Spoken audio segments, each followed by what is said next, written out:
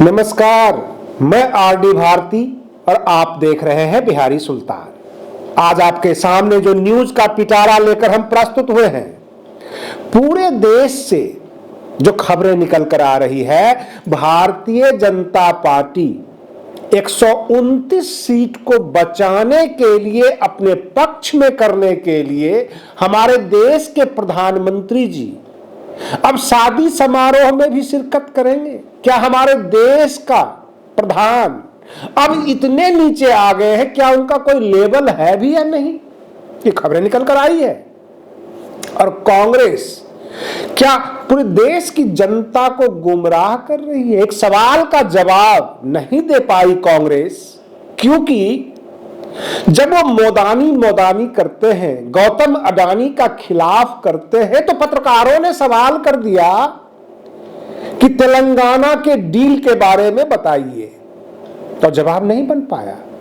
बहन मायावती जी 2024 का लोकसभा चुनाव केवल एक औपचारिकता पूरा करने वाले हैं?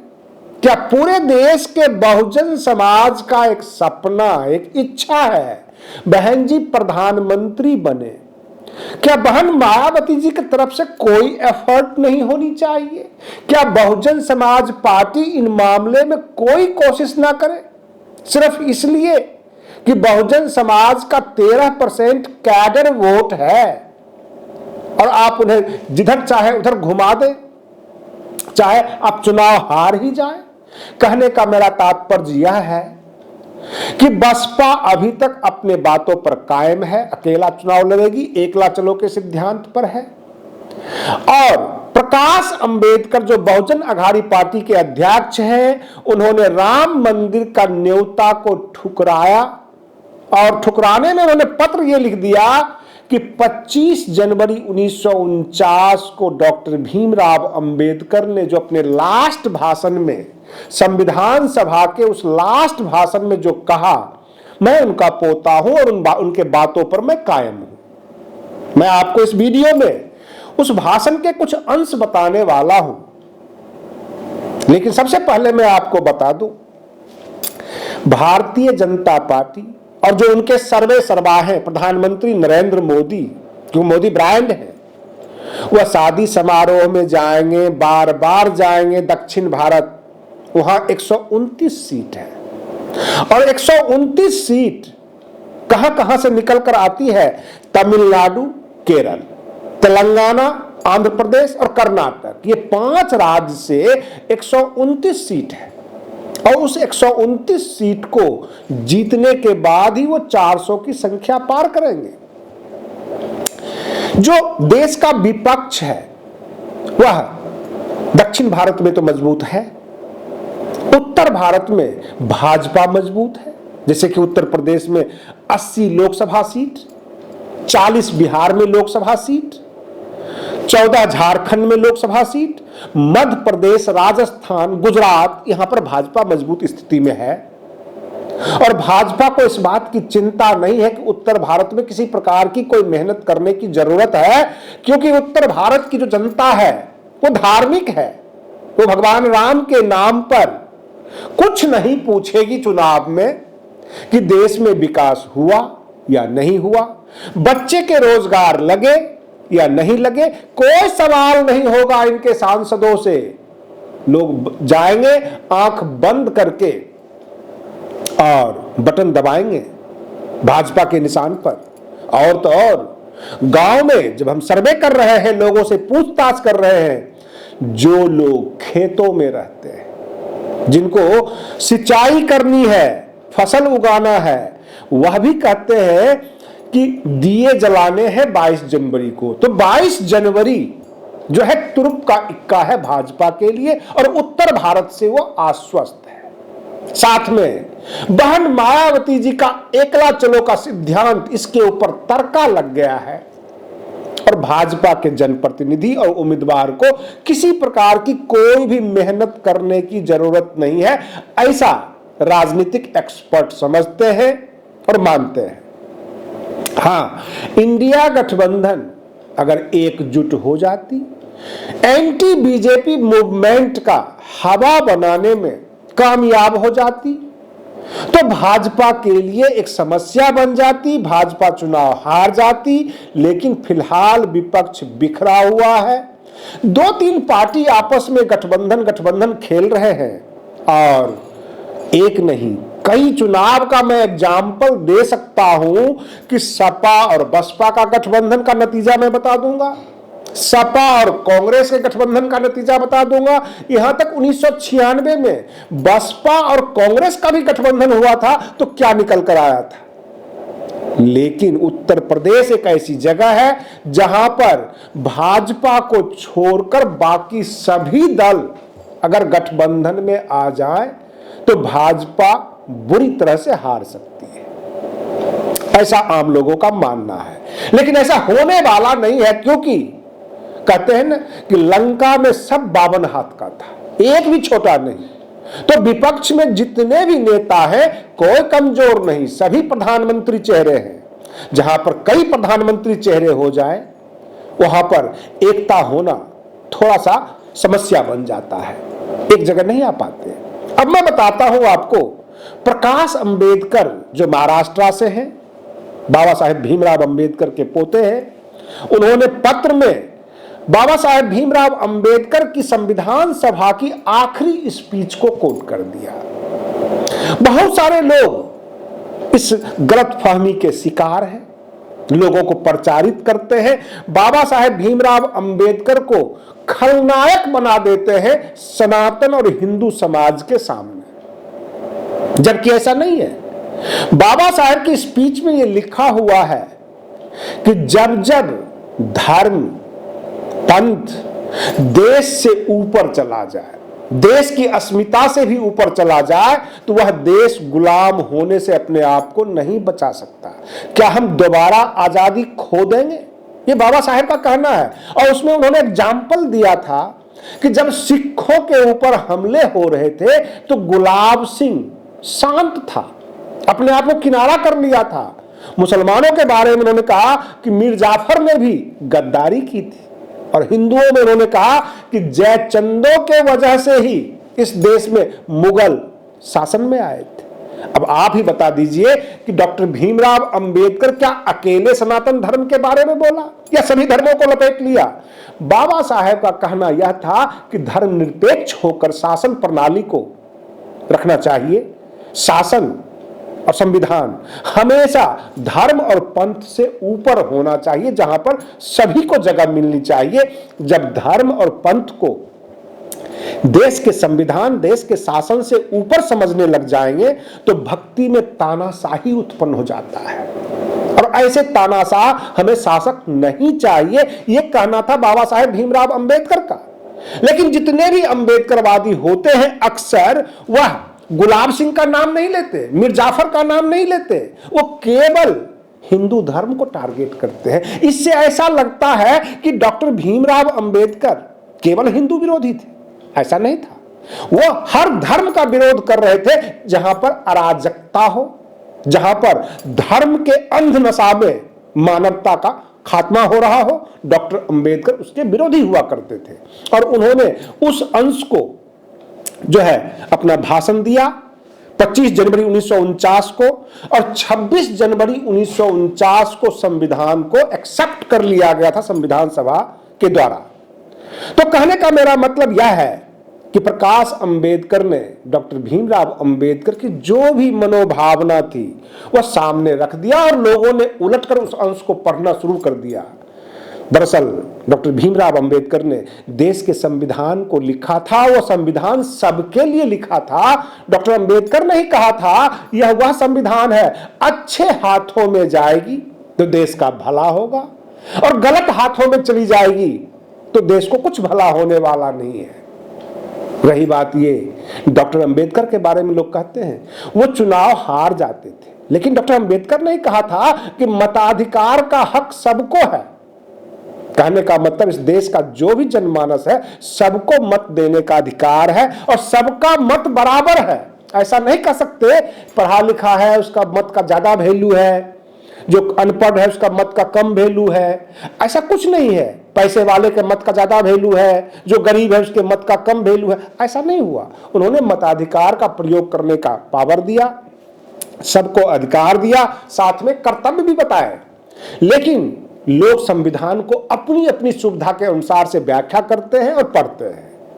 रही बात ये कि जो भाजपा का प्लान साउथ है, कहने का मतलब दक्षिण भारत का, उस दक्षिण भारत के प्लान में अगर 129 सीट उसे आ जाती है तो उत्तर भारत में 10-20 सीट अगर डैमेज भी कर दी जाती है तो भाजपा को कोई फर्क नहीं पड़ता। और यही बात वो सोचकर चल रहे हैं। यहां पे प्रश्न यह उठता है, नीतीश कुमार संयोजक नहीं बने हैं अभी तक इंडिया गठबंधन के, और बिहार में आज की तारीख में एंटी बीजेपी हवा बन चुकी है। और एंटी बीजेपी मत कहिए, सरकार के कुछ अच्छे काम हुए हैं इसलिए सरकार के तरफ की हवा बन चुकी है। कहने का मतलब यह, नीतीश कुमार, तेजस्वी यादव, इनको आम जनता पसंद कर रही है और यह सोच रही है कि जब राज्य में ये इतनी नौकरियां दे सकते हैं, अगर ये केंद्र में पहुंच जाएंगे तो काफी कुछ भला कर देंगे। उधर उत्तर प्रदेश को राममय कर दिया गया है, यानी 22 जनवरी का जो उद्घाटन है, उस उद्घाटन को पूरी तरह से भुनाने की तैयारी है। और भाजपा यह सोच रही है कि राम मंदिर से अकेले उत्तर भारत समेट लिया जाएगा, हम दक्षिण भारत पर ध्यान देते हैं, क्योंकि प्रधानमंत्री नरेंद्र मोदी एक ब्रांड है भाजपा के लिए। वो बार बार जाएंगे, वो शादी समारोह में जाएंगे, वो परसेंटेज देखते हैं। कहने का तात्पर्य कि पहले चुनाव में केरल में उनको 13% वोट मिला, उसके बाद जब चुनाव लड़ा गया तो 28% पे आ गया। ये और बात है कि एक भी सीट नहीं जीत पाए, लेकिन इस बार 129 सीट जीतने की तैयारी है, जिसमें तेलंगाना, आंध्र प्रदेश, केरल, तमिलनाडु और कर्नाटक, ये 5 राज्य को निशाना बनाया गया है। कांग्रेस अगर नहीं संभल पाई, और खास करके जो दक्षिण भारत में जो वहां का क्षेत्रीय राजनीतिक दल है वो काफी मजबूत है, वो इनका विरोध करेगा। लेकिन जो उत्तर भारत के क्षेत्रीय राजनीतिक दल है, जैसे उत्तर प्रदेश में समाजवादी पार्टी, ये राष्ट्रीय पार्टी नहीं है, समाजवादी पार्टी उत्तर प्रदेश की एक क्षेत्रीय राजनीतिक दल है। बहुजन समाज पार्टी ये राष्ट्रीय राजनीतिक दल है, पूरे देश में बहुजन समाज को ये नेतृत्व करते हैं। अब प्रश्न ये उठता है, ओम प्रकाश राजभर है, अनुप्रिया पटेल है, संजय निषाद है, ये तो भाजपा के साथ ही हैं।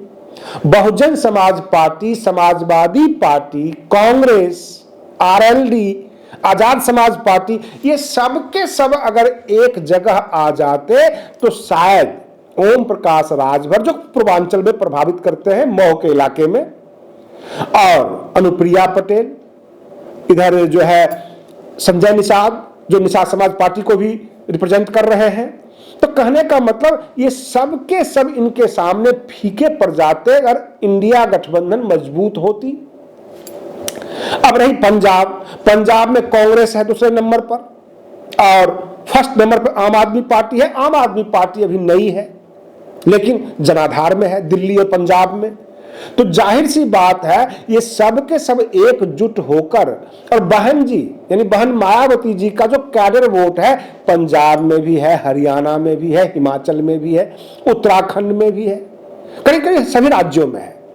तो बहन मायावती जी को अगर इंडिया गठबंधन में ले आते, इनकी स्ट्रेटजी, इनकी प्लानिंग कुछ अच्छे तरीके से होता तो उत्तर भारत में भाजपा को रथ को रोक सकते थे। अब भाजपा तो अपना पैर पसार रही है उत्तर से दक्षिण तक, और विपक्ष का एकजुटता ही नजर नहीं आ रहा है।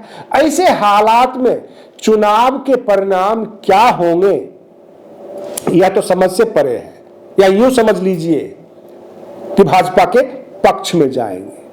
बहन मायावती जी अगर उत्साहवर्धक होकर चुनाव लड़े तो भी परिणाम बदला जा सकता है, लेकिन अगर औपचारिकता भर चुनाव लड़ेंगे, जगह जगह कैंडिडेट दे दिया, नामांकन फॉर्म दे दिया, टिकट दे दिया, जाकर चुनाव लड़ो, भगवान भरोसे हिंदू होटल चलता रहेगा, तो ये कहानी कुछ समझ में नहीं आ रही है। बहन जी को उत्साह दिखानी होगी, बहन मायावती जी को कम से कम ओवैसी हो गए, थर्ड फ्रंट बना लेते, 2-3 दिखाने के लिए ही गठबंधन कर लेते और तैयारी ढंग से होती। लेकिन एकला चलो के सिद्धांत पे कितना इनको मत मिलने वाला है हमारे दर्शक बेहतर समझते होंगे। हो सकता है कि इनकी राष्ट्रीय राजनीतिक दल का जो तमगा लगा हुआ है बचा हुआ रहे, इनको 4% वोट मिल जाए पूरे चुनाव में। लेकिन इस बहुजन समाज का क्या होगा जो बरसों से आस लगाए बैठी है कि एक बार बहन मायावती जी प्रधानमंत्री बने। बहन जी अगर खुद पहल नहीं करें, इनके सांसद इंडिया गठबंधन वालों से खुद डिस्कस नहीं करें, और इंडिया गठबंधन में कोई ताकत नहीं है, ताकत तब बढ़ जाती है जब बहन मायावती जी इंडिया गठबंधन में आ जाते हैं। क्योंकि यह बात सच है, जो विपक्ष और बड़े बड़े पत्रकार इतना इसलिए उछल रहे हैं कि इंडिया गठबंधन में कोई ताकत नहीं है, वह भी फॉर्मेलिटीज ही हो जाएंगे, उनका भी चुनाव औपचारिकता ही हो जाएगा।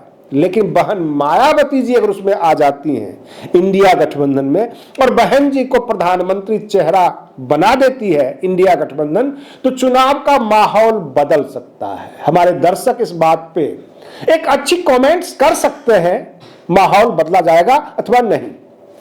लेकिन अभी तक का जो मामला है, अगर ये टसल जारी रहा, मान भी लेते हैं कि अधिसूचना आने से कुछ दिन पहले ऐलान हो जाता है कि बहन मायावती जी इंडिया गठबंधन में आ चुकी हैं, कार्यकर्ताओं को संभलने का मौका नहीं मिलेगा। बहुत सारे लोग जो टिकट होल्डर होंगे, जो चुनाव लड़ने की तैयारी कर रहे होंगे, उनके पैसे खर्च हो जाएंगे, क्योंकि वो अपने अपने लोकसभा क्षेत्र में खर्च करना शुरू कर देंगे, अपना जो है बूथ की तैयारी शुरू कर देंगे।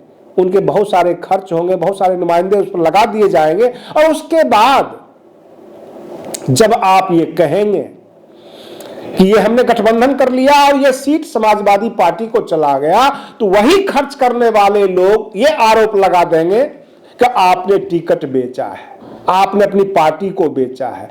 तब क्या करेंगे? एडवांस में जब तक कुछ नहीं करेंगे, अपने कार्यकर्ताओं को गाइड नहीं करेंगे, चुनाव संभलेगा कैसे? हम अपने दर्शकों से एक आग्रह कर रहे हैं, आप हमारे वीडियो को देखते हैं लेकिन लाइक मुझे कम मिल रहा है, और जो भी नए दर्शक हैं वो इस चैनल को जरूर सब्सक्राइब करें, क्योंकि हम सच बोलते हैं।